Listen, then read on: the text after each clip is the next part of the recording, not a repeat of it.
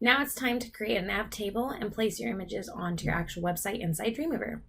So going to the assignment, you can see that I'm going to be creating a table that goes across the nav, and it's got images in each of the cells, and then it's got space.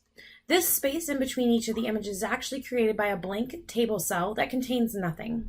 So if we count it out, we've got 1, 2, 3, 4, 5, 6, 7, 8, 9, 10, and 11 cells going across this table. So we've got 11 columns, and we've only got one row because they're all sitting next to each other. So we're going to create a table that's one row by 11 columns. Now, normally what you would do is you would go into your nav, you delete the word nav, and you'd create a table.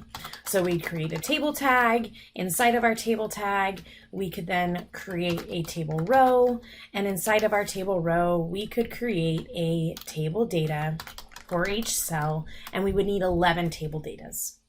You could do that. You could easily copy and paste, blah, blah, blah, blah, blah, have a whole table, check, done. You can also use Dreamweaver. Dreamweaver is a WYSIWYG, which means that it'll help you out and code for you. So I can delete this entire table tag, and I can add a table in here in my nav by going to Insert and choosing Table. When I choose Insert Table, you're going to get a little pop-up menu that pops up on your screen. If you have a little pop-up menu that pops up and it doesn't show directly to this, you can choose to add in a table pretty quickly.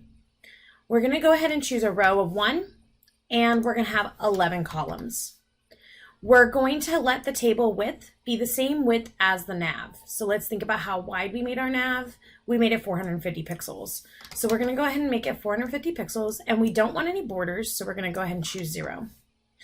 You don't need a header because there's no header row. There's nothing that needs to be bolded or standing out because it's just one table with one row. So at that point, you should be ready to go, and you can hit OK.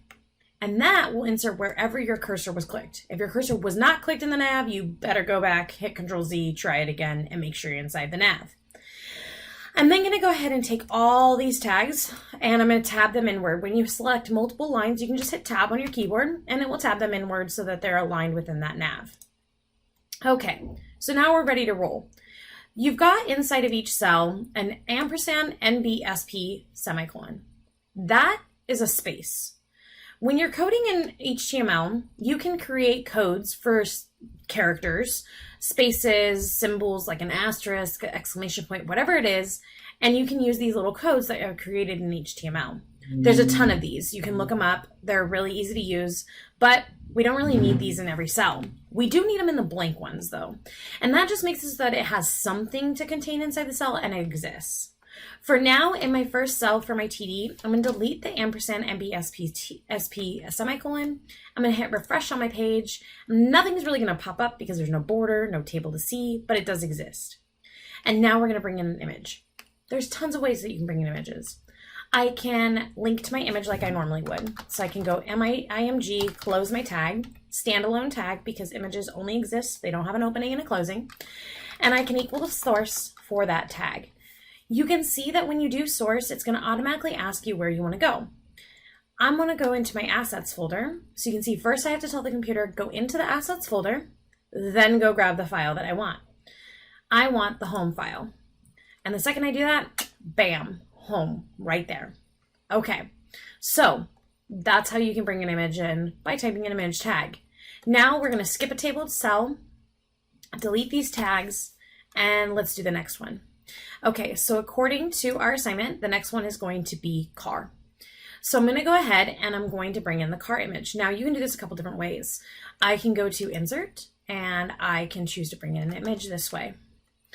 When I choose that, it's going to ask me where I want to grab the image from. I'm going to go into my assets folder, grab car, hit OK, and it will write the code for me. Notice it's creating a width and a height automatically, and it's creating an alt tag automatically because alt tags are for those who are hard of hearing or hard of seeing, and we need to provide those if we want to have a website that is meeting all the needs of every user. In this case, I don't really need those options, so I'm going to go ahead and delete those attributes and just have the car. Okay, another way we can do this.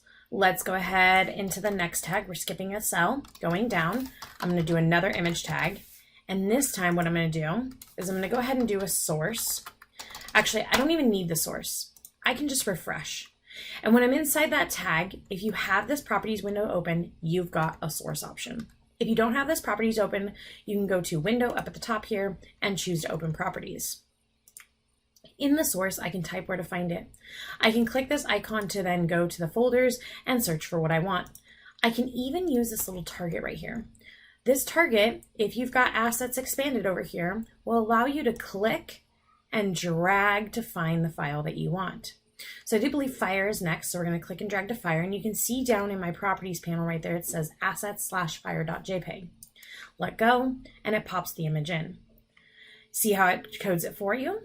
Okay, code the rest of it to match the page. You're going to have fire, then you're going to have space, Viking, and contact. And remember, you're skipping a cell in between each. Don't forget that when you're all done, you need to go File and Save All.